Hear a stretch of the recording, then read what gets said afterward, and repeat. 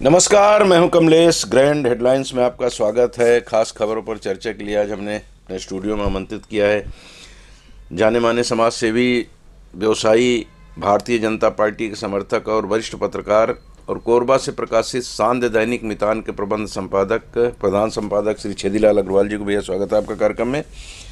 आपको भी पता है पहली खबर क्या होगी। एग्जिट पोल से जुड़ी हुई खबरें सभी अखबारों में प्रमुखता से लगी हैं।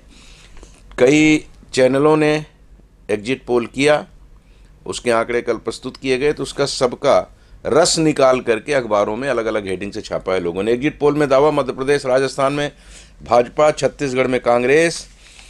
एक ने दूसरी हेडिंग लगाई है, छत्तीसगढ़ में मुकाबला टाइट, कांग्रेस आगे पर भाजपा दे रही तगड़ी फाइट। एग्जिट पोल पर भूपेश ने कहा 75 पार का टारगेट उसी के आसपास रहेंगे। रमन बोले बनेगी भाजपा सरकार। राजस्थान में भाजपा, तेलंगाना में कांग्रेस की सरकार, मध्य प्रदेश में कमल आगे। और इसके अलावा भी कुछ खबरें फ्रंट पेज पर। हवा में सेना की ताकत और बढ़ेगी, 150 प्रचंड हेलीकॉप्टर खरीद की भी मंजूरी, नई दिल्ली से खबर है। अनुमान से बेहतर रही अर्थव्यवस्था, विकास की रफ्तार से पलटे आंकड़े। 6.7% का अनुमान था। देश की जीडीपी 7.6% रही। टारगेटेड किलिंग हमारी नीति कतई नहीं रही, भारत ने ये बात कही है। नई दिल्ली और वाशिंगटन से मिलाकर खबर छापी गई। खालिस्तानी आतंकी गुरपतवंत सिंह पन्नू की हत्या की साजिश से जुड़ी हुई ये खबर है। पहली खबर हम इस पर चर्चा कर लें। कुछ और खबरें फ्रंट पेज पर हैं, उस पर भी हम चर्चा करेंगे। जैसे अभी टनल में 41 मजदूर जो फंसे थे वो वापस लौटे, तो उनकी क्या, वहाँ पे उन्होंने कैसा समय गुजारा, वो खबर भी अलग अलग हेडिंग्स अखबारों में है। लेकिन आज हम पहले एग्जिट पोल की बात करेंगे। एग्जिट पोल जब आना शुरू हुआ 5:30 बजे से, 5 बजे से सारे खबरिया चैनल बिल्कुल तैयार बैठे थे। ऐसे लग रहा था कि भारत पाकिस्तान के युद्ध में बॉर्डर पे खड़े हैं। 1 मिनट बचा है, अब 30 सेकंड बचा है, अब ऐसा शुरू हुआ। और उसके बाद सबसे पहला जो आंकड़ा आया वो छत्तीसगढ़ का आया। और तकरीबन सब चैनल ने जो आंकड़े प्रस्तुत किए हैं उसके हिसाब से भारतीय जनता पार्टी थोड़ा सा कांग्रेस से पीछे। कांग्रेस सरकार बनाने की स्थिति में कोई भी उनको 50 से कम सीट नहीं दे रहा है। आपका क्या अनुमान है? देखिए, एग्जिट पोल अभी कई सालों से आ रहे हैं जी, और करीब करीब 1-2 एग्जिट पोल ही फेल होते हैं जी, करीब करीब अनुमान से के करीब होते हैं जी, एक अनुभव मेरा और है इसमें एग्जिट पोल के बारे में। जी, अगर सारे एग्जिट पोल जिसको जिताते हैं वो ज़्यादा वोटों से जीतता है। जी, मतलब वो मान लो बताएंगे कि इसको मान लो 100 वोट मिलने हैं तो 103 वोट से जीतेगा वो। जी, मतलब उसके वोट 97 नहीं होते, तो बढ़ते ही हैं। बढ़ते ही हैं कुछ न कुछ। जी, तो इस हिसाब से तो एग्जिट पोल का तो के हिसाब से तो समझ लो पिक्चर जो क्लियर है वो ये है कि 5 स्टेट में से 2 स्टेट भाजपा ले जा रही है, 2 स्टेट कांग्रेस ले जा रही है और 1 स्टेट को क्षेत्रीय दल ले जा रहा है। हालांकि वो भी हंग रहेगा जी, पर बनाएगा वही। जी, जी, चाहे कोई भी समर्थन दे उसको, कैसे भी समर्थन दे। तो स्थिति तो कुल ये है। पर इस बार के चुनाव में रोचक परिवर्तन है। जी, अभी तक हम क्या देखते थे कि नगर पालिका के चुनाव है तो नगर पालिका के मुद्दे काम करते थे। जी, जिला पंचायत के चुनाव है तो जिला पंचायत के मुद्दे काम करते थे। स्टेट के चुनाव है तो स्टेट के मुद्दे काम करते हैं। जी, पर ये पहली बार हुआ है कि इसमें मोदी का मुद्दा भी काम किया है। जी, कुछ परसेंट वोट मोदी के नाम के भी मिले हैं। मतलब आप ये बोल सकते हो कि अभी तक तो हिंदू मुसलमानों में ध्रुवीकरण की बात करते थे, जी, अब राजनीति में भी ध्रुवीकरण की बात आने लग गई, ऐसा लगता है मुझे। जी, दूसरी बात एक और है, जी, 20 साल के शासन के बाद भी शिवराज कायम है। तो उसका कारण सिर्फ एक ही है। मोदी के नाम का भी उपयोग है, वो भी है, परंतु उसका एक ही कारण है, उन्होंने 1,14,00,000 महिलाओं को लाडली बहन योजना ऐसा हाँ कुछ। हाँ 1,000 रुपये महीना दिया, फिर उसको 2,000 रुपये महीना कर दिया, फिर 3,000 रुपये महीना कर दिया, फिर घोषणा कर दी आगे जाके हम इसको 1,00,000 रुपये तक पहुंचाएंगे जी। उसके कारण हुआ क्या है, अभी तक एक घर के वोट एक ही जगह जाते थे जी। जहाँ भी जाते थे, जहाँ अगर महिला प्रभावी स्थिति में है तो वो जिसको बोलती थी उसको सब वोट देते थे, जहाँ पुरुष प्रभावी स्थिति में वहाँ पुरुष के कहने से वोट गिरते थे। पहली बार ये हुआ है कि घर में वोट बट गए जी। महिला का वोट कहीं गया, पुरुष का वोट कहीं गया। महिला का वोट समझ लो भाजपा को चला गया तो उस योजना के कारण जी। और कांग्रेस का वोट जो है पुरुष का वोट कांग्रेस को चला गया जी। ये एक बहुत बड़ा परिवर्तन है ये, और इस परिवर्तन के अभी समीक्षाएं होंगी और भी आगे जब प्रयोग होंगे तब देखा जाएगा इसका प्लस माइनस क्या होता है, नफ़ा और नुकसान क्या होता है। जी जी जी, बिल्कुल नफ़ा नुकसान का आकलन तो किया जाएगा। एग्जिट पोल के मामले में आपने जैसा कहा कि सही बात है कि कई बार आंकड़े बिल्कुल वही निकलते हैं, थोड़ा बहुत आगे पीछे होता है, जिसके कारण लोगों को थोड़ा भरोसा भी होता है। लेकिन कुछ आंकड़े ऐसे भी रहे, जैसे जब चुनाव हुआ था अजीत जोगी के मुख्यमंत्री रहते हुए 2003 में, तो उस समय सब बता रहे थे कि जोगी सरकार बनाएंगे, लेकिन ऐसा नहीं हुआ।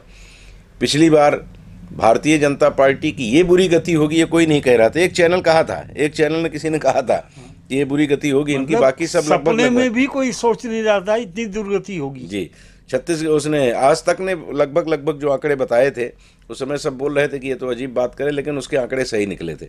इस बार वो 40 से 50 सीटें कह रहे हैं।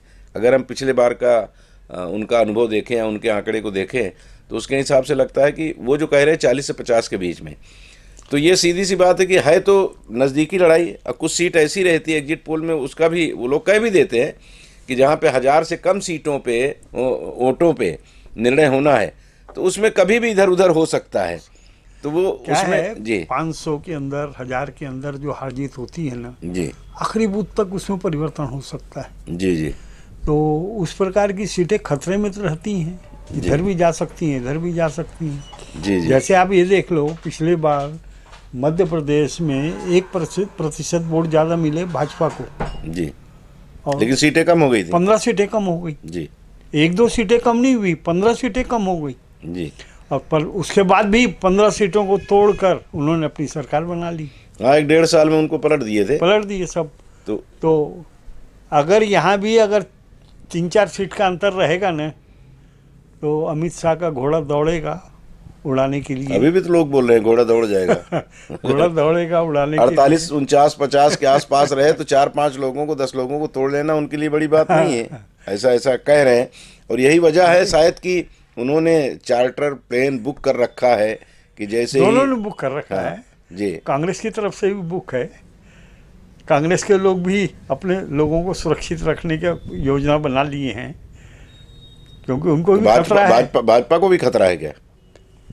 भाजपा को खतरा क्यों भूपेश बघेल कमजोर है क्या? जी नहीं, बोलते तो हैं कि उस मामले में अमित शाह का कोई मुकाबला नहीं है।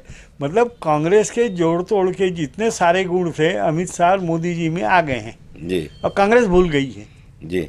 या ये कह लो कि अब जो जोड़ तोड़ करना भाजपा भी कांग्रेस में हो गई है, कह लें। हाँ, कांग्रेस में ही हो गई।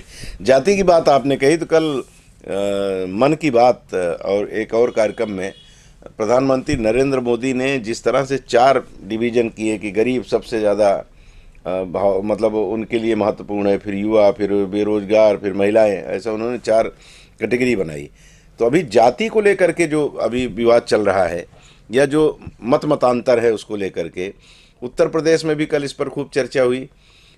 समाजवादी पार्टी ने मांग कर डाली कि यहाँ भी जातिगत जनगणना कराई जाए, और भारतीय जनता पार्टी के कद्दावर नेता और प्रदेश के उप मुख्यमंत्री ने भी ये बात कह दी कि हाँ हम भी इसके पक्षधर हैं। तो कुल मिलाकर जाति आधारित राजनीति, अब धर्म आधारित राजनीति के साथ साथ जात आधारित राजनीति भी शुरू हो गई है। नहीं, देखिए आने वाले समय में, क्योंकि कांग्रेस ने हर जगह कहा है कि हम कराएंगे गणना। सुनिए ना, देखिए मेरी बात समझिए ना, ये राजनीतिक निर्णय है जी। राजनीतिक लाभ किसको मिलेगा उसके आधार पर उसका निर्णय होगा। सत्ताधारी दल को लगेगा कि उसको राजनीतिक लाभ मिलेगा तो वो उस हिसाब से निर्णय करेगा जी। पर मेरा अनुमान ये है कि भाजपा जब 2024 का इलेक्शन आएगा और जब उसका मैनिफेस्टो जारी करने की स्थिति आएगी जी तो भाजपा घोषणा कर देगी कि हम भी जातिगत जनगणना करवाएंगे। जी उसमें करवाने में कोई नुकसान नहीं, जी कहीं कोई नुकसान नहीं है। मैं तो पहले भी कई बार इस बात को बोलता था और आज भी मेरा मानना है, जी जाति के नाम से पक्षपात हुआ है, जी आरक्षण में पक्षपात किया गया है। जी जाति के नाम से जो लोग उसको उपभोग कर रहे हैं वही लोग 70 साल से उपभोग कर रहे हैं, 75 साल से उपभोग कर रहे हैं जी और वही लोग लड़ भी रहे हैं। जिन लोगों को जाति का लाभ नहीं मिला, जाति आरक्षण का लाभ नहीं मिला, वो आज भी वैसे ही बैठा हुआ है जी और उन्हीं लोगों को दिखा दिखा के लड़ कौन रहे हैं, जो पूरे लाभ से पलवित हो चुके हैं वो लोग लड़ रहे हैं। जी जी वो तो होता ही है। तो सक्षम जब आदमी जनगणना हो जाएगी, उदाहरण बता रहा हूँ, जी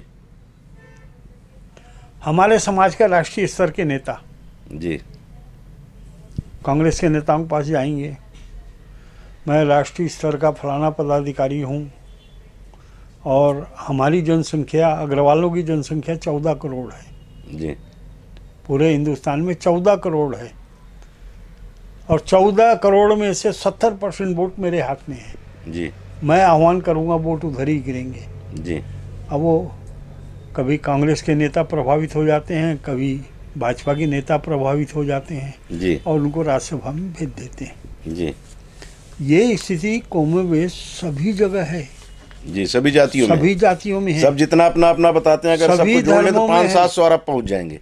सभी धर्मों में है। जी अगर वो जनसंख्या उनकी पूछ के आप लिखने लग वही जाओगे कह रहा ना हूँ।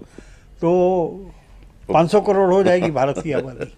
जी जी जी तो उनके भी सबके ख्वाब टूट जाएंगे, जी जी जी अवकाश सामने आ जाएगी। दूसरा क्या है, अभी जो कमज़ोर है, कमज़ोर कैसे है, अब मेरी जाति की जनसंख्या के 2% लोग हैं पूरे हिंदुस्तान में फैले हुए हैं। जी 20 घर कोरबा में हैं तो 50 घर बिलासपुर में हैं, 100 घर रायपुर में हैं। जी कोई उनकी कीमत ही नहीं समझता, कोई उनको कुछ देता नहीं है, उनको समझता नहीं है, वो भी अपने आप को निर्बल समझते हैं। अरे यार इन्हें गिने छिटके पिटके लोग हैं, कौन हमारी औकात को समझेगा। जी जी पर जब गणना को हो जाएगी तो जात की संख्या आ जाएगी, तो उनमें भी ताकत आ जाए। अरे हम कमज़ोर नहीं हैं, पूरे हिंदुस्तान में हमारी संख्या 15 लाख है, 25 लाख है, 50 लाख है, जी तो उनमें भी ताकत आएगी, वो जी, भी जी। बार्गेनिंग की स्थिति में आएंगे। जी और चुनाव में एक परिवर्तन तो और आ गया है, बहुत ज़बरदस्त परिवर्तन है। अभी तक लोगों को शराब देते थे, मुर्गा देते थे, जी पायल देते थे, बर्तन देते थे, छाता देते थे, पैसे देते थे, अब तो एडवांस में देने लग गए। जी शिवराज चौहान ने दिया ना भाई, एडवांस में दिया।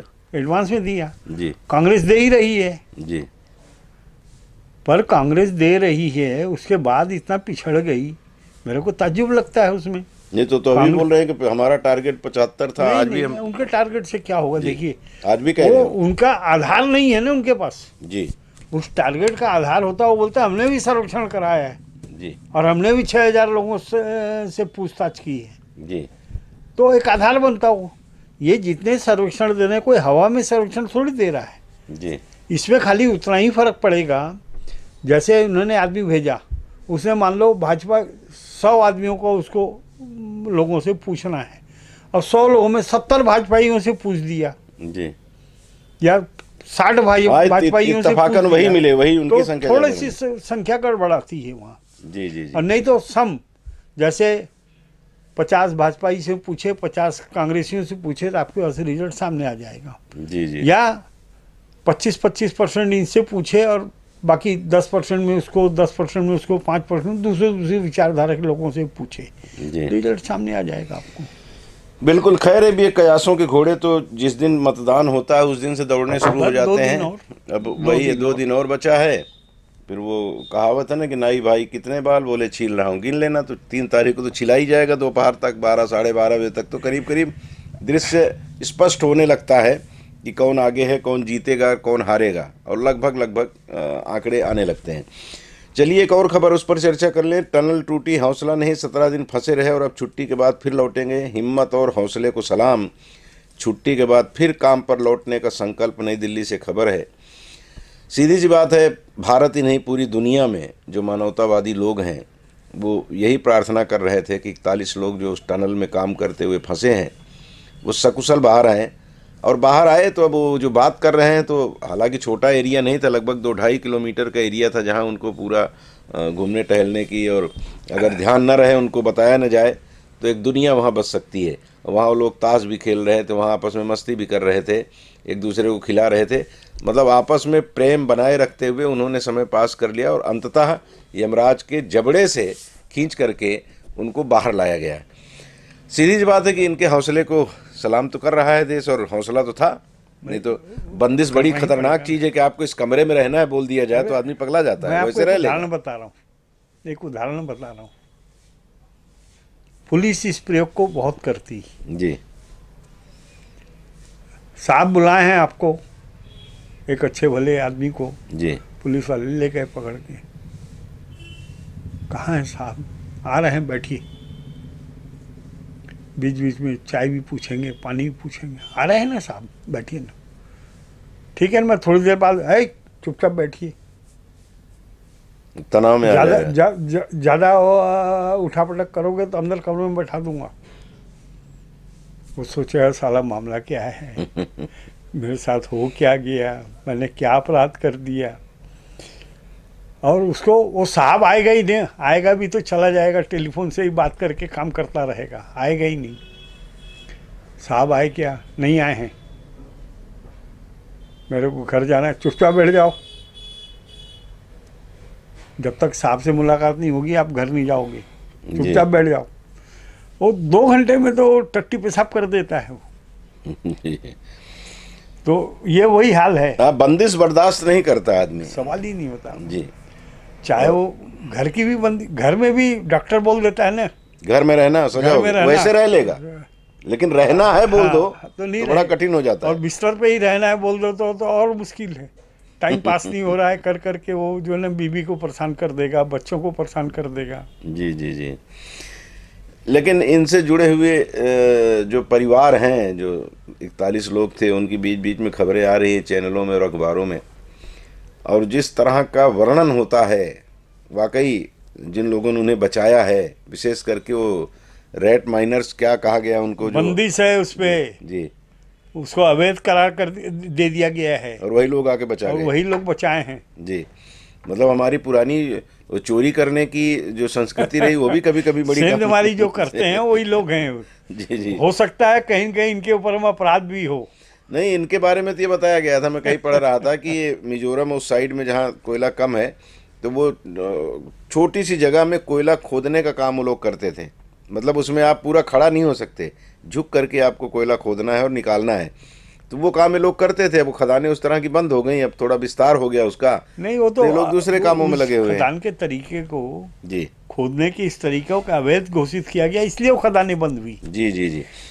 लेकिन ये भी पता लगा है कि दिल्ली में जो काम करने वाले लोग हैं ऐसे, वो जो 100-150 फीट नीचे जा करके जो सीवरेज लाइन है उसका जो काम करने वाले लोग हैं, वो भी इसमें शामिल थे। 1-2 लोग उन्होंने कहा कि नहीं, हम भी इसमें उनकी मदद करेंगे, तो वो भी उसी तरह के। ठीक है, वो चोरी और वो कोयला वो सब अलग चीज़ है, लेकिन इधर भी कि काफ़ी नीचे जो मैं तो बता रहा हूँ ना, अगर उनका इतिहास खोजा जाएगा ना जी, तो 2-2, 4-4, 5-5 केस उनके ऊपर दर्ज मिलेंगे। चलिए, फिर भी उनकी माफ़ी है, वो उन्होंने इतना बड़ा काम किया है, एक राह दिखाई है देश को, और एक तरीका भी उन्होंने बताया किस तरीके से हो सकता है। और साथ में ये भी सरकार की भी हिम्मत देखिए ना आप जी भाई, जो तरीका बंदिश लग चुकी है उस तरीके से आप उनको बचाने का काम कर रहे हो। मान लो उल्टा हो जाता तो मोदी भी नब जाता और धामी भी नट जाता। हाँ, स्वाभाविक उनके ऊपर बात आती कि मतलब यही आता कि जब उसको अवैध घोषित कर दिया गया है तो आपने उसका उपयोग किया क्यों, जी जी, यही आता जी। खैर अब एक इसमें और एक बात आ रही है कि टनल बनाने वालों के लिए भी कि अब आपको पैरेलल एक व्यवस्था ऐसी करनी पड़ेगी कि कहीं खुदा न ख्वास्ता, ईश्वर न नहीं, करे, वो ऐसी घटना व्यवस्था तो घटे। रहती है, जी रहती है वो व्यवस्था। जी सुरक्षा के जो मापदंड है, जैसे आप उदाहरण बताऊं, बालकों में जो चिमनी गिरी, हाँ उसका बनाने वाली कंपनी टॉप मोस्ट कंपनी है। जी जी और फॉरेन के देशों में चिमनी बनाने की स्पेशलिस्ट है वो। जी जी जी यहाँ गड़बड़ हो गया उसके साथ। हाँ हाँ, वो बनाए रहे होंगे, वो पूरा ढांचे गिर गया, उसी के साथ उनका साइड से जो व्यवस्था थी वो भी चरमरा गई। इसी प्रकार जी इनकी भी, इन्होंने भी की होगी व्यवस्था। जी अब जी उसकी समीक्षा होगी, जांच की कमेटी बन गई है, जी जी कमेटी रिपोर्ट देगी, जी जी आगे उसमें और सुधार होगा। जी जी जी जहाँ चूक हुई है उस चूक को और अंडरलाइन किया जाएगा और सुधार किया जाएगा उसमें। जी जी जी। एक खबर और है, रायपुर में आज चौके छक्कों की बारिश, दोनों टीमों ने नेट में बहाया पसीना। चौथा मैच है ऑस्ट्रेलिया भारत के बीच में 2020 का जो अभी एक सीरीज चल रही है। आज चौथा है, फिर 5-5 की सीरीज है, 2 भारत जीत चुका है, एक ऑस्ट्रेलिया, आज चौथा है। तो माना जा रहा है कि भगवान राम के ननिहाल में आए हुए ऑस्ट्रेलियाइयों को भारतीय जरूर पीटेंगे और आज वो जीतेंगे। और रायपुर की जो स्थिति है आज जो लोग भी रायपुर में हैं उनको, उनके लिए एक पुलिस ने एडवाइजरी जारी की है कि आपको किस रास्ते से जाना है, कैसा सतर्क होकर रहना है, क्योंकि क्रिकेट एक ऐसा खेल हो गया है आज की तारीख में कि राष्ट्रीय खेल तो हमारा हॉकी है, लेकिन ये उससे बहुत आगे निकल गया है। हर आदमी पागलों की तरह उसको देखना चाहता है, या नहीं जा पाता तो अपने मोबाइल में और टेलीविज़न से वो सारी जानकारी हासिल करता है। तो स्वाभाविक है कि छत्तीसगढ़ में अभी ठीक है कार्यवाहक सरकार है, लेकिन छत्तीसगढ़ के लिए गौरव की बात भी कही जाती है कि इंटरनेशनल खिलाड़ी छत्तीसगढ़ में आ रहे हैं। है ना। जी। और दूसरी बात यह है, अब ओलंपिक में शामिल कर लिया गया है इस खेल को। जी। तो क्रिकेट अब ओलंपिक में शामिल हो गया तो धीरे धीरे इसका फैलाव और होगा। हाँ, अभी इतना खतरनाक स्थिति में है तो उसके बाद तो और आगे जाएगा। बच्चे जहाँ देखो तहाँ वही लेकर के आजकल भिड़े रहते हैं। बाकी खेलों को किनारे कर दिया, लेकिन छत्तीसगढ़ में एक चीज़ अच्छी है कि हमारे जो पुराने खेल हैं उनको वापस लाने का जो प्रयास किया है सरकार ने, कांग्रेस सरकार ने छत्तीसगढ़ीय ओलंपिक का। किसी पार्टी की सराहना हम लोग करते तो लगता है कि उनकी चमचाई कर रहे हैं, लेकिन ये जो अच्छा होता है उसको अच्छा कहना भी जरूरी है। इंजीनियर ने पीट कर दी चीफ इंजीनियर की हत्या, सिंचाई विभाग में पदस्थ थे राजेश धवनकर। ये खबर फ्रंट पेज पर है। हमने कल रात को ही 10:30 बजे के आसपास आपको ये खबर दी थी और बड़ी तादाद में लोगों ने उस खबर को देखा पोर्टल में और यूट्यूब पे और हमारे चैनल पे। और रात में ही पुलिस के अधिकारी वहाँ एडिशनल एसपी अभिषेक झा, पूरी उनकी टीम वहाँ पहुँची और उनके पड़ोसी को पकड़ के ले गए। आप में से बहुत सारे लोगों को याद होगा कि इस खबर को हमने करीब 1 सप्ताह पहले, यानी पिछले सप्ताह ही लगाया था। राजेश धवनकर यहाँ काफ़ी दिनों से पदस्थ रहे, एसडीओ रहे हैं, बाद में ई रहे, अभी वो सर्किल में पदस्थ हैं, अटैच हैं। और कुछ दिन बाद उनका प्रमोशन होने वाला था, एसई बनने वाले थे, यानी अधीक्षण यंत्री। तो एक बड़े एरिया के वो मालिक हो जाते। उनका पड़ोसियों से विवाद हुआ और कहा गया कि अब हमारे यहाँ एक कहावत है ना कि जो इस दुनिया से चला जाता है उसकी बुराई की बात नहीं की जाती, लेकिन घटना ऐसी है कि इस पर चर्चा होना ज़रूरी है। वो शराब के नशे में अक्सर विवाद करते थे, इस तरह का आरोप उनके ऊपर लगता रहा है। 1 सप्ताह पहले जब उनका विवाद हुआ था तो पड़ोसी के साथ, जिसको पुलिस पकड़ के ले गई है, उन्होंने एसपी को जा कर के सूचना भी दिया था लिखित में कि सर हम लोग परेशान हैं, पूरी कॉलोनी के लोग। पुलिस उनको पकड़ के ले गई थी, उनके खिलाफ प्रतिबंधात्मक कार्रवाई की थी। कल की घटना जो हुई है, अब ये कैसे हुई अभी इसके बारे में नहीं कहा जा सकता। एक ने लिख दिया कि इंजीनियर ने पीट कर दी चीफ इंजीनियर की हत्या, ये उनका अपना मत है। पुलिस जांच करेगी तब पता चलेगा। वहाँ के लोगों का कहना है कि पति पत्नी के बीच में विवाद हो रहा था, उसको बुलाया गया हस्तक्षेप करने के लिए, तो वो उनके ऊपर आरोप लग गया कि इन्होंने मारा है। हो सकता है मारा हो, क्योंकि वो पहले ही से परेशान थे। कुल मिलाकर ये मामले की जब पुलिस जांच पूर्ण होगी तब पता लगेगा कि उनकी मौत कैसे हुई, क्या मारा गया या और कोई घटना थी। लेकिन एक सवाल जरूर खड़ा हो कि इतने बड़े पद पर बैठा हुआ व्यक्ति अगर शराब के नशे में अपने पड़ोसियों को, अपने इर्द गिर्द रहने वालों को परेशान करता है, तो फिर जो मांग उठती है कि शराब पर प्रतिबंध लगाया जाए, गलत कहाँ है? ऐसा है, देखिए, हर जगह जी, हर चीज़ के लिए एक सीमा है। जी, उस सीमा तक आप जाते हो तो कहीं कोई गलत नहीं। जी। आप शराब को 1 पैग या 2 पैग रोज पियो ना, कोई गलत नहीं। वो तो दवा रहती वो है। आपकी दवाई का काम करती है, जी। आपकी एनर्जी को बनाए रखने का काम करती है और सस्ती पड़ती है। आप जी। दवाइयों को खा के अपनी कमजोरियों को दूर करोगे, उससे वो सस्ती पड़ती है। जी। परंतु उसी को आप जब बोतल चढ़ाने की स्थिति में चले जाओगे जी। तो उटपटांग हरकतें होंगी ही, उटपटांग बातें भी होंगी। जैसे आपको उदाहरण दे रहा हूँ, जी। दाल चावल रोटी, ये तो खाना है ना। जी। इसके बिना तो चाहे मांसाहारी व्यक्ति हो चाहे शाकाहारी व्यक्ति हो रह नहीं सकता, जी। उसको खाना पड़ेगा। जी। परंतु आप उसी को लिमिट से ज़्यादा खा लो, आप अपच हो जाएगी। अपच हो जाएगी, फूड पॉइजनिंग हो जाएगी। जी। जी। तो वैसे ही हाल नशे का है। जी। और नशे के लिए जो संतोष सिंह साहब ने जो यहाँ अभियान चलाया था, जी। और वो जहाँ भी जाते हैं SP1 के हाँ, बिलासपुर में भी चल रहा है नशा मुक्त अभियान। अभी बिलासपुर में चल रहा है। जी। सैल्यूट है उनको कि इतने झंझावतों के बाद भी उन्होंने अपने अभियान को छोड़ा नहीं, कर रहे हैं। जी। अब ठीक है, एक छोटी सी चिंगारी है, कल फैलेगा प्रकाश उसका, तो और उनके कामों को देखकर और लोग निकलेंगे और लोग इसमें शामिल होंगे। धीरे धीरे फैलाव आएगा। जी। जी। जी। इस फैलाव में एक सबसे बड़ा कारण है, जी। मैं बता रहा हूँ। हम लोग छोटे छोटे थे,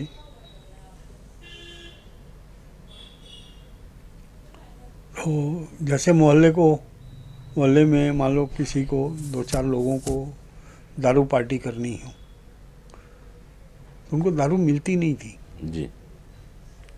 तो हम लोग छोटे छोटे बच्चे होते थे तो हमको लालच देते थे, जा साइकिल से जा लेके आ एक बोतल। तो हम लोग साइकिल से जाते थे और एक बोतल लेके आते थे।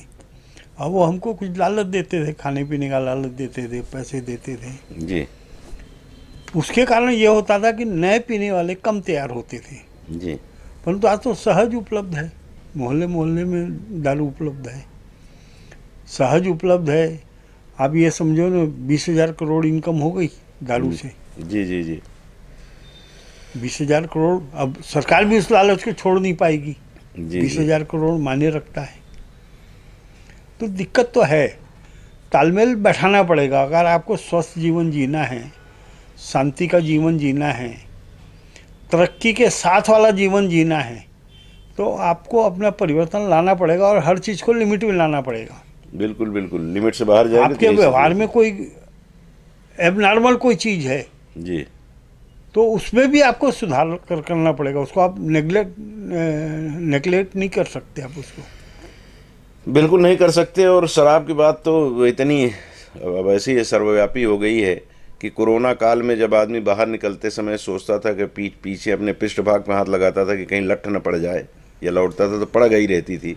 उस पीरियड में भी शराबियों को शराब मिल रही थी। हाँ, तो ये दवाएं मिलने में दिक्कत थी, लेकिन शराब मिलने में दिक्कत नहीं थी। आज भी है, आज भी आप दिखाऊंगा आपको 1-2 दिन के अंदर में वो खबर लगे हैं हमारे लोग उसमें। जिस दिन बंदी है उस दिन देखिए कैसे शराब की नदी बहती है कोरबा में। और बंदी के दिन ज़्यादा आनंद लेते हैं लोग, क्योंकि उनको वही बंदिश वाली बात जो हम लोग पहले कर रहे थे, बंदिश लगा दीजिए उस दिन ज़्यादा मन होता है, आप व्रत रख लीजिए उस दिन खूब भूख लगती है। तो सीधी सी बात है कि जब बंदिश रहती है तो शराबियों को लगता है कि और कितना पा जाऊँ, और इसी उनकी भावना का, इसी उनकी तड़प का आनंद उठाते हैं, लाभ लेते हैं कुचिया लोग। तो वो दिखेगा आपको। और एक बात और, ये राजेश धवनकर की जो हत्या हुई है या उनकी मौत हुई है, वो उसका कारण शराब को ही माना जा रहा है। तो आप कल्पना कीजिए, जो लोग अति करते हैं, दवा के रूप में तो कोई बात नहीं, जो अति करते हैं। अब राजेश धवनकर जी की कच्ची गृहस्थी होगी, अभी उनके बच्चों का क्या होगा, उनकी पत्नी कैसे उनके साथ संघर्ष में आगे बढ़ेंगी, ये सब सवाल उठते हैं। ठीक है, वो तो पद पे थे तो उनको पढ़ी लिखी होगी तो व्यवस्था हो जाएगी, नियुक्ति मिल जाएगी। लेकिन जो लोग अनपढ़ हैं या प्राइवेट जॉब में हैं, छोटे मोटे काम करके अपना जीवन बसर कर रहे हैं, वो अगर शराब पी करके मरते हैं तो उनके परिवार का क्या हश्र होता है, उसके बारे में उनको विचार कर लेना चाहिए। चलिए कोरबा को रुख करते हैं। 17 किलोमीटर लंबी लाइन की ऊंचाई बढ़ाई, कटघोरा में 278 लोकेशन मिले खतरनाक। जंगल के बीच से गुजरी 33 kV व 11 kV लाइन से हाथियों को खतरा। तो पहली खबर है अखबार की। रेलवे स्टेशन प्रबंधन ने समय सारणी को कराया अपडेट। 700 मीटर सड़क के दोनों ओर लगी मेटल क्रैश बीम हो गई क्षतिग्रस्त। कटघोरा में मिले लिथियम ब्लॉक की नीलामी प्रक्रिया शुरू। कटघोरा ब्लॉक में कई क्षेत्रों में सर्वे के दौरान मिला है लिथियम का भंडार। एक अखबार की पहली खबर। हाथी मानो युद्ध रोकने प्रशासन एक्शन में अवैध बुकिंग हटाने कलेक्टर का फरमान।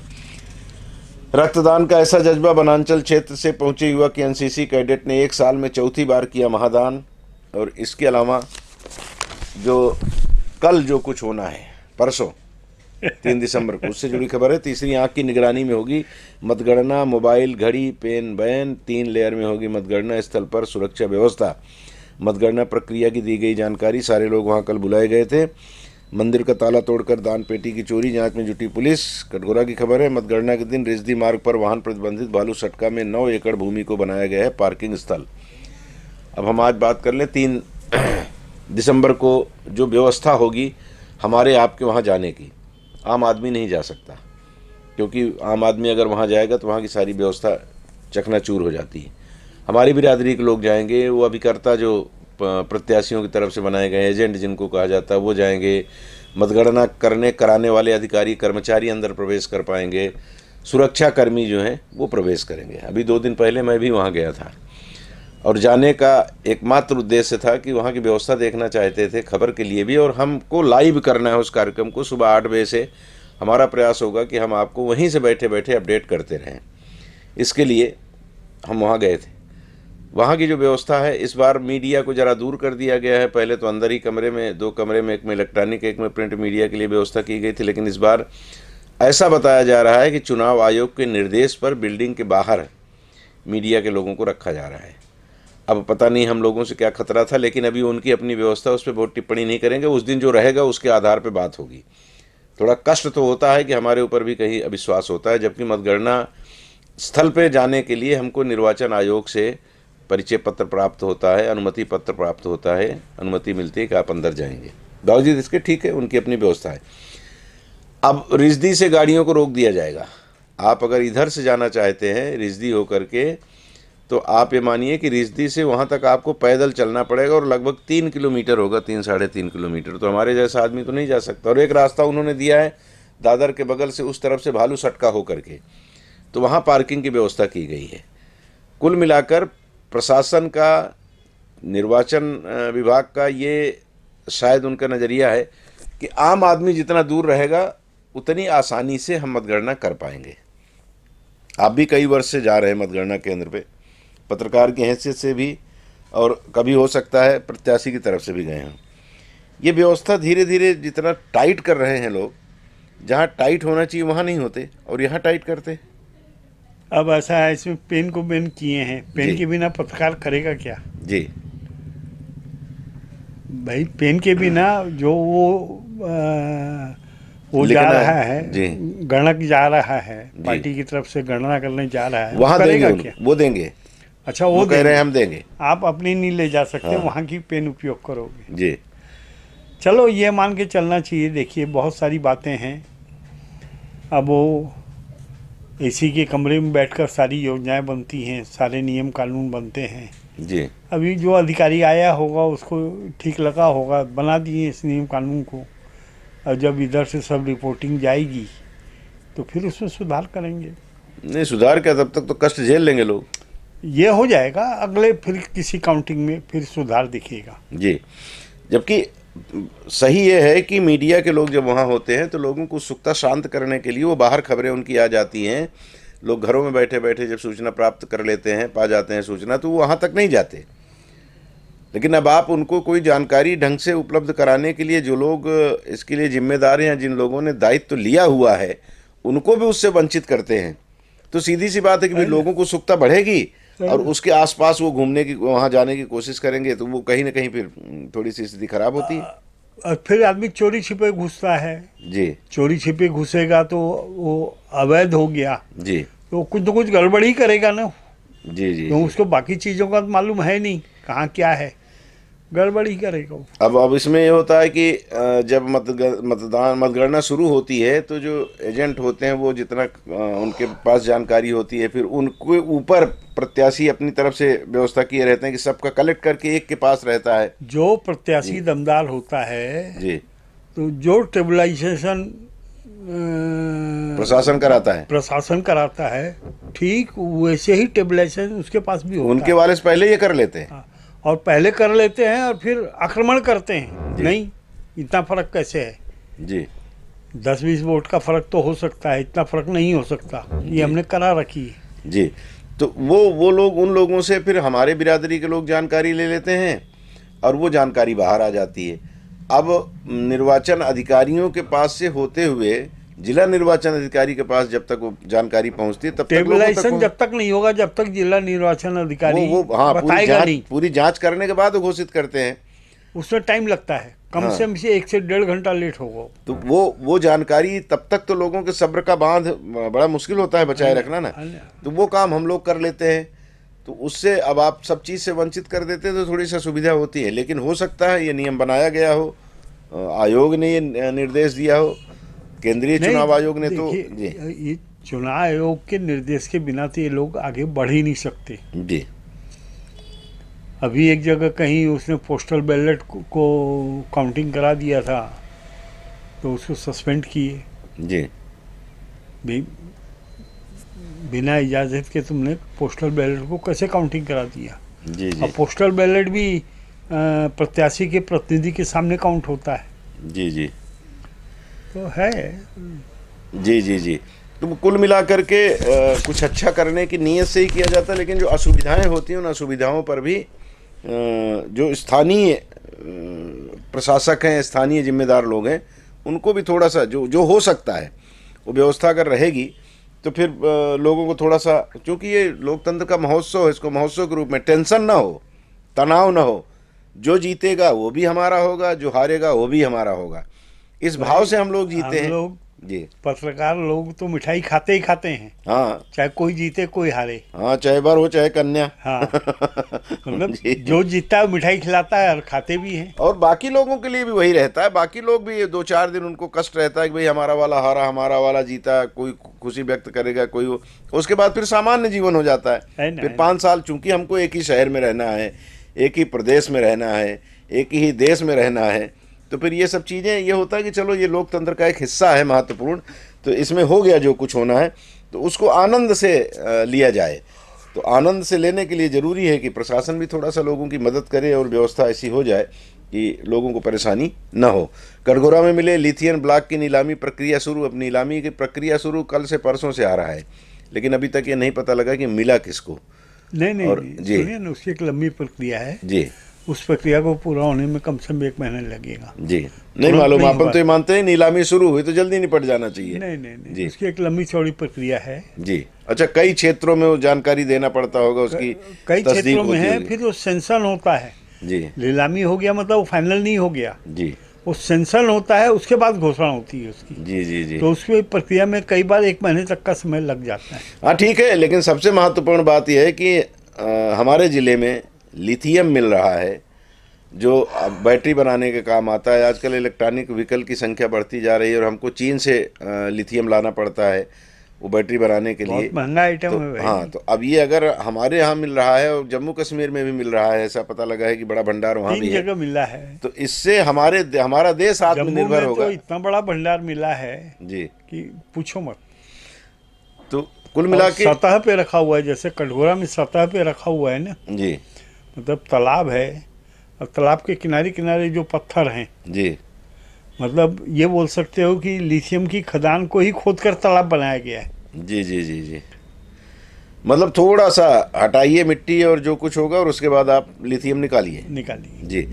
तो सीधी सी बात है कि प्रकृति ने हमें जो कुछ दिया है उसका हमें अब तक नहीं पता था, लेकिन अब जब जरूरत उसकी बढ़ रही है और हमको पता लग गया तो हमारा ये अब हमारी जो गाड़ियाँ हैं जी, बैटरी चली सस्ती हो जाएंगी ना, सस्ती नहीं होंगी जी, आप उस धोखे मत रहिए जी, क्वालिटी बढ़िया हो जाएगी जी। जैसे देखिए बैटरी के स्कूटर तो 15-20 साल से आ रहे हैं ना जी, पर सफल नहीं हुए जी। तो उसके सिर्फ 2 कारण थे।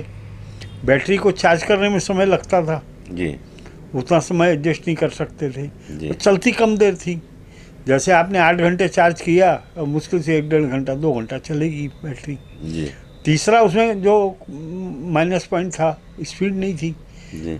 15 किलोमीटर, 20 किलोमीटर, 25 किलोमीटर से ज़्यादा की स्पीड ही नहीं थी, जी। इसलिए वो गाड़ियाँ फैली हुई। अब तो बढ़ गई। अब स्पीड आ गई, 50-60 की स्पीड में स्कूटर चल रहे हैं, कारें चल रही हैं। जी। और जैसे कार आ गई 400 किलोमीटर, एक बार चार्ज करो 400 किलोमीटर। अब धीरे धीरे वो सिस्टम भी आ जाएगा कि जिस बैटरी को 8 घंटे में चार्ज करने में लग रहा वो है, 2 घंटे 1 घंटे में हो 2 जाएगी। घंटे में, 1 घंटे में, 1.5 घंटे में हो जाएगी वो। जी। जी। जी। तो उसके बाद तो आपका समझ लीजिए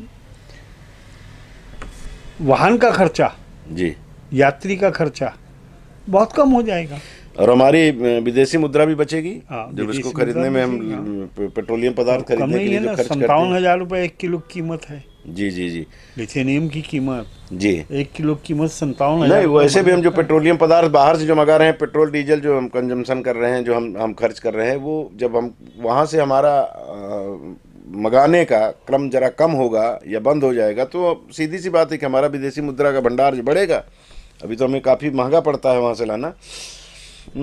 एक और खबर है जिस पे थोड़ा सा चर्चा कर लें। आज अयोध्या से पहुँचेगा कलश, सीतामढ़ी से निकलेगी शोभा यात्रा। लगातार इस पर हिंदू संगठन जो हैं वो बैठकें कर रहे हैं, और प्रयास ये है कि 22 जनवरी को जब भगवान राम के मंदिर में उनकी प्राण प्रतिष्ठा होगी, तो उस दिन तक एक उत्सव का माहौल कोरबा में रहे।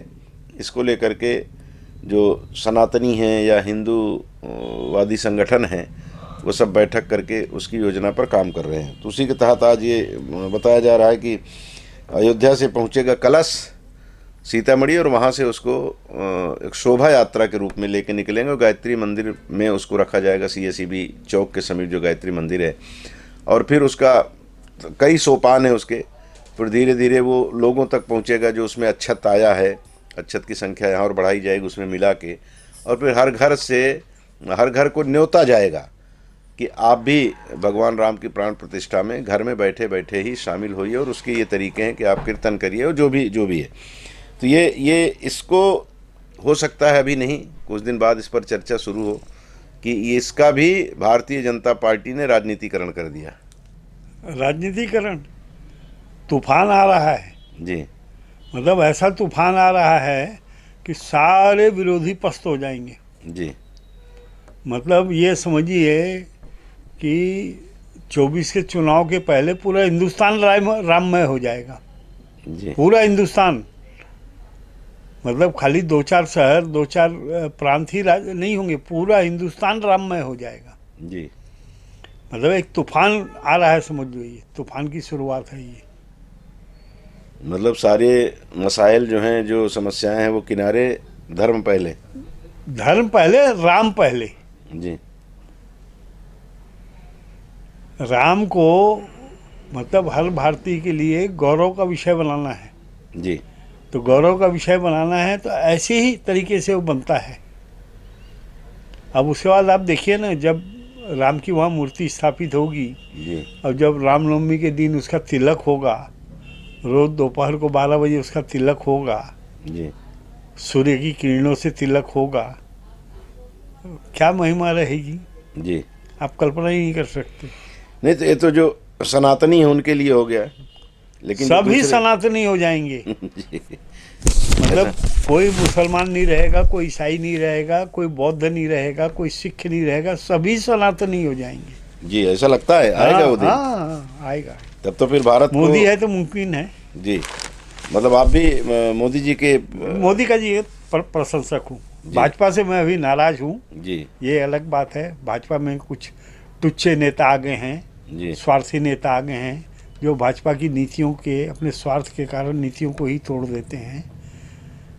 तो उसके कारण मैं भाजपा से नाराज हूँ, पर मोदी का मैं प्रशंसक हूँ। जी। मतलब ये आशा कर रहे हैं आपकी आने वाले 2-5 वर्षों में मोदी के कारण देश की स्थिति और बेहतर होगी, और सब सांप्रदायिकता की बात करने वाले लोग भी जो हैं वो सब एक झंडे तले आ जाएंगे। एक झंडे तले नहीं आएंगे। देखिए, एक झंडे तले तो घर के लोग नहीं रहते जी। एक बाप है और उसके मतलब 3 विचारों बेटे में, हैं। विचारों में जी। विचारों में भी नहीं आएंगे जी। विचार अलग अलग रहते हैं, इसीलिए झगड़े होते हैं। जी। परंतु अभी तक देश में राष्ट्रभक्ति, राष्ट्रवाद का फैलाव बहुत छोटा था, बहुत छोटा था। अभी सब राष्ट्रवादी हो जाएंगे, जी। चाहे वो मुसलमान हो, ईसाई हो, बौद्ध हो, सिख हो, सब राष्ट्रवादी हो जाएंगे। जी। और विचार तो अलग अलग रहेंगे, बुद्धि अलग अलग है, धर्म अलग अलग है, सबके अपनी धर्म की आस्थाएं अलग अलग हैं। तो किसी आस्था को छेड़ना नहीं है, किसी आस्था को छूना नहीं है। जी। जी। जी। राष्ट्रवाद, केवल एक ही राष्ट्रवाद। मतलब लोगों की फिर पोप पे नजर नहीं जाएगी, देश पे नजर नहीं रहेगी। नहीं जाएगी, पोप खराब आदमी थोड़ी है भाई। जी। नहीं, जो ये होता है कि कुछ भी होगा, जैसे होता है कि औरत को डांट दिया तो बोले अपने मायके जा रही हूँ, तो वैसे इन लोगों का भी होता है कि ऐसा आप करोगे भी- तो ईसाई राष्ट्र आपको परेशान करेंगे, मुस्लिम राष्ट्र आपको परेशान करेंगे। वो स्थिति वो उनके मन में नहीं रहेगा, उनको लगेगा कि हमारा देश है। आप भी कहाँ का उदाहरण कहाँ फिट कर दिए। जी। देखिए, मैं बता रहा हूँ, संचार व्यवस्था का इतना फैलाव हो गया, जी। यातायात साधनों का इतना फैलाव हो गया कि ये विश्व भी एक छोटा सा देश बन जाएगा। जी। जी। जी। मतलब कर लो दुनिया मिट्टी में, मतलब मजाक नहीं है। अंबानी का जो हाँ, धीरू भाई ने एक जो धीरू दिया भाई ने था, जो जी, नारा दिया था। नारा दिया जी। जब मोबाइल लेके आया, तो कर लो दुनिया मिट्टी में, सही है, वो सही होने वाला है वो। हाँ, लगभग लगभग वो स्थिति तो है ही है। और आस्थाएं सब अपनी अपनी मानेंगे। राष्ट्रवाद, पाश्चात्य देशों में राष्ट्रवाद की कोई गिनती नहीं थी, जी। आज वहाँ राष्ट्रवाद की चर्चा चलने लगी है। जी। जी। जी। मतलब मतांतर होंगे, लेकिन रहेंगे। हमारे राष्ट्र के मामले में हम एक होंगे। राष्ट्र के मामले, राष्ट्र हमारा है, हम जी। राष्ट्र के हैं, ये भाव पनपेगा। ये भाव पनप जाएगा तो फिर तो भारत एक छलांग लगाएगा और ब्रह्मांड में जाके बैठ जाएगा। हाँ, फिर तो इसके पास इतनी अरे असीमित ताकत, और ईश्वर ने इतनी ताकत प्रदत्त की हुई है। धरती हमारी रत्नगर्भा, जो लिथेनियम की बात हम कर रहे थे, ये पूरी धरती भारत की जो है, इस एशिया का जो हिस्सा है, बड़ा उपमहाद्वीप जिसको भारतीय उपमहाद्वीप कहा जाता है, यहाँ इतनी संपदा है कि उसका कायदे से दोहन और उसका सदुपयोग हो, तो सीधी सी बात है कि भारत को किसी के सामने, इस खित्ते को किसी के सामने हाथ पसारने की जरूरत नहीं, सब इसके सामने हाथ खड़े होंगे। पसारने की जरूरत नहीं है। और भारत जब देगा ना, तो उसके ऊपर दया करके नहीं देगा वो, जी। जी। जी। उसको अपना भाई मान के देगा। बिल्कुल बिल्कुल बिल्कुल। जो कहा जाता है ना कि हम लोग उस देश में रहते हैं जहाँ पैगंबर जन्म लेते हैं, उस देश में रहते हैं जहाँ भगवान कृष्ण जन्म लेते हैं, जहाँ भगवान राम जन्म लेते हैं। ये छोटी मोटी धरती नहीं है भाई, यही जो ताकत है ना। जी। जी। भाई, 800 साल मुगलों ने राज किया, जी। 250 साल अंग्रेजों ने राज किया, पर हमारी हस्ती मिटी क्या? जी। नहीं बिल्कुल मिटी। नहीं। यही एक ताकत है। जी। कुछ बात है कि हस्ती मिटती नहीं है हमारी, अल्लामा इकबाल का वो कथन। खैर, भावनात्मक बातें होने लगती हैं आखिरी में, और आज भी वही हो रही है। चेदी भी एक साथ जब बैठते हैं तो इस तरह की बातें आती हैं, और ये भाव ऐसे हैं कि इस तरह की बात जब होती है तो मन एकदम गदगद हो जाता है। लगता है कि वाह, ये वातावरण बनेगा क्या? बन रहा है, बन जाए हम लोगों हाँ, की जीवित टाइम रहते। लगेगा, हाँ, टाइम लगेगा। हम लोगों को बनना हमारे शुरू जीवन हो काल गया में, है। जी, हमारे जीवन काल में अगर हो जाए तो बहुत अच्छा है। नहीं तो हमारे यहाँ तो सनातनी व्यवस्था है ना कि हम फिर जन्म लेंगे। भाई, हम अपने जीवन काल में राम मंदिर को बनते हुए देख रहे हैं। जी। ये छोटी मोटी बात थोड़ी है। बहुत बड़ी बात है, बहुत बड़ी बात है। वो सपना भाई, ले। मेरी तो बिल्कुल दिली इच्छा है, राम मंदिर बनते हुए मैं फोटो खिंचवाऊं, जी। और मेरे आने वाली पीढ़ी जो है ना, देख के बताएं हमारा बाबा, पर बाबा राम मंदिर बनाया है, बनाते जी। हुए देखा है। जी। जी।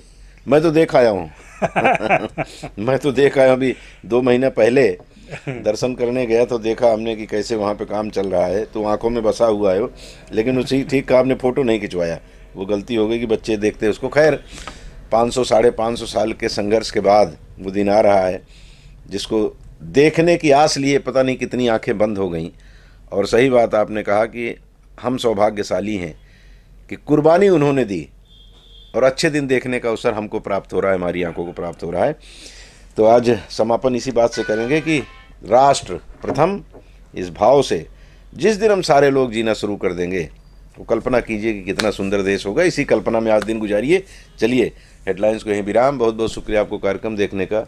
और बहुत बहुत धन्यवाद भैया, आप आए समय निकाले इसके लिए, बहुत बहुत शुक्रिया।